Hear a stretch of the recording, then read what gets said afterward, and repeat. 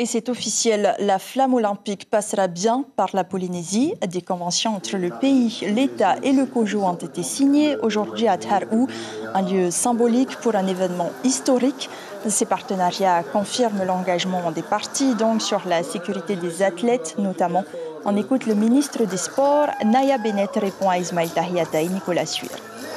Pour le pays, c'est comme on l'a dit, c'est un événement historique. Déjà que la France, la métropole a réussi à avoir les Jeux, mais aujourd'hui qu'on puisse à Tahiti recevoir également une épreuve de surf, ça ne s'est jamais vu dans le monde, donc c'est une première dans le monde.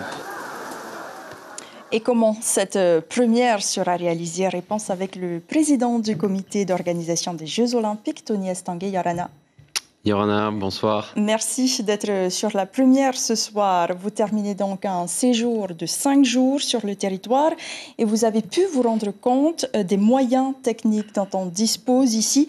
À Teahupo'o, on manque de structures solides. On vient de l'entendre encore, un enseignant le soulignait. La marina est sous-dimensionnée. À 2 ans de l'événement, est-ce que vous êtes confiant? Oui, c'est vrai que c'était important pour moi de venir ici pendant quelques jours pour rencontrer l'ensemble des décideurs, l'ensemble de la population, les athlètes aussi qui vont être au cœur de l'action en 2024. Je repars après ces quelques jours avec beaucoup de sérénité parce que j'ai vu de mes propres yeux, effectivement à la fois le cadre exceptionnel où se tiendront les compétitions et c'est vrai que c'est le meilleur endroit pour organiser une compétition mondiale de surf en 2024. Mais au-delà de ça, j'ai vu aussi l'engouement de la population. Et pour nous, la réussite de Paris 2024, la réussite de ces Jeux Olympiques, c'est l'événement, mais c'est aussi son héritage. Et l'héritage, ça passe effectivement par cette génération 2024 que l'on veut animer. On a envie que ces enfants, ces jeunes, ils vivent les Jeux, qu'ils soient inspirés par les Jeux, qu'ils aillent à la rencontre des athlètes, qu'ils puissent faire du sport tous les jours.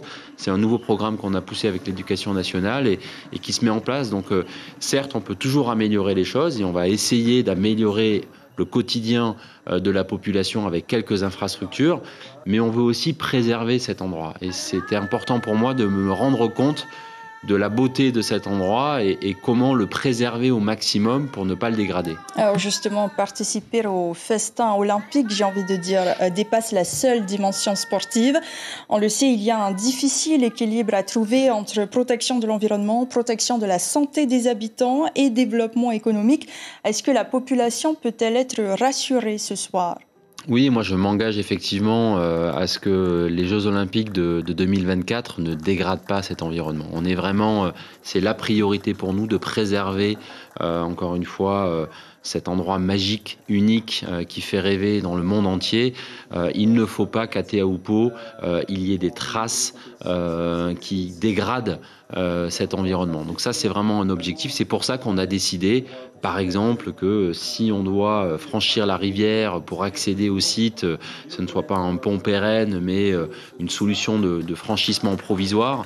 On s'adapte vraiment au souhait de la population de ne pas dégrader le territoire. Mais on a aussi besoin de garanties pour organiser l'événement et c'est pour ça qu'on construira des infrastructures provisoires qui seront démontées après les Jeux Olympiques. Alors justement, on sort d'une crise sanitaire et vous n'êtes pas sans savoir que la Polynésie subit une crise économique aussi. Comment faire vivre la dynamique olympique en Polynésie avec ces contraintes budgétaires ?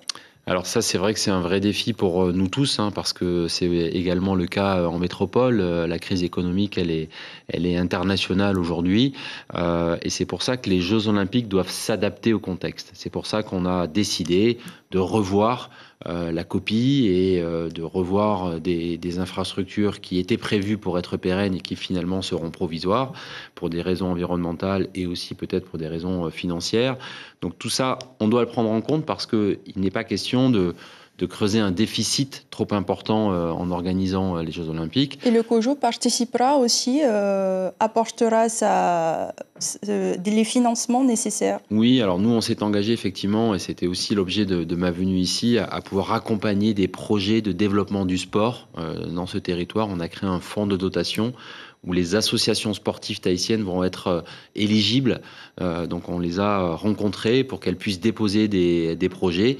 Et puis il y aura peut-être aussi la volonté de construire des équipements sportifs de proximité pour que ces jeunes puissent aller faire du sport grâce aux Jeux Olympiques. Pour terminer, Tony Estanguet, il y a enfin un critère essentiel qui est la stabilité politique. Un rendez-vous majeur se tiendra l'année prochaine, les territoriales. Au regard des dernières élections, il pourrait y avoir une surprise si le gouvernement venait à changer. Est-ce que vous craignez que l'organisation soit perturbée ou pas ? Alors vous savez, le comité d'organisation de Paris 2024 ne s'immisce pas dans la politique. Nous sommes des sportifs.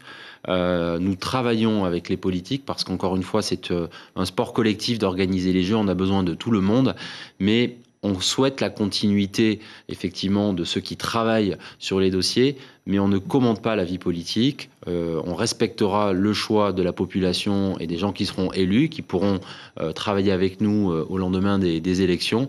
Mais c'est pour ça qu'on a souhaité que ce soit le mouvement sportif qui puisse diriger ce projet olympique pour s'assurer justement qu'on ne soit pas tributaire et dépendant des résultats électoraux. Merci beaucoup, Tony Estanguet, d'avoir répondu à nos questions ce soir et d'avoir éclairé donc la population polynésienne. Merci à vous. Au sujet de ces Jeux qui se tiendront en 2024. L'information en continu sur Polynésie la première, Internet et réseaux sociaux.